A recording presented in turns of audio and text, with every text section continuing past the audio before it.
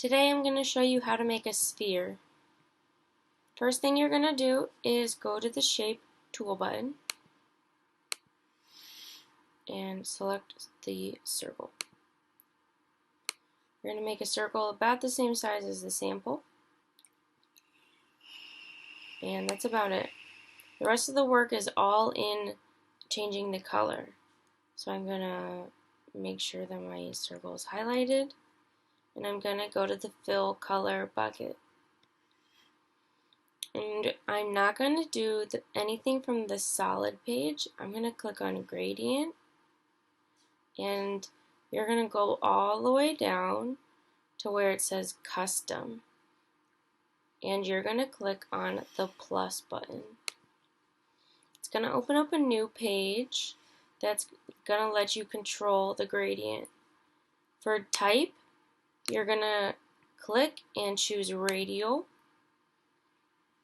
For where it says center, you want it to say top left, and you want to make sure that this box is checked that says rotate with shape.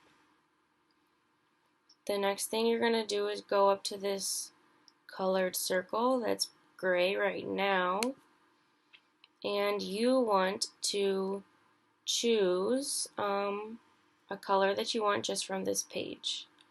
So maybe I want red.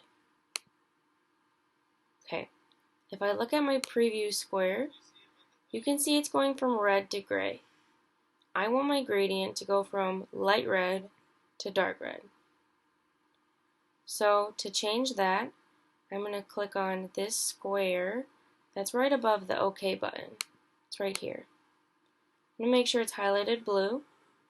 I'm going to go back to this color, and you're going to find the darkest shade of the color you chose. So it's going to be one of these bottom circles depending on what color your circle is. So I'm going to find my red, and if I go all the way down, that's the color I'm going to choose. Good.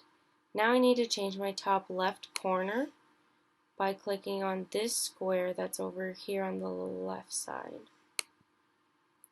I'm going to make sure that this square is highlighted blue. Go back to the circle, and now I'm going to choose the lightest color. So it's going to be right underneath my red, which is pink. Okay, now my preview square is going from light red to dark red. You can add one gradient stop by hitting this add button, or you can just hit the OK button.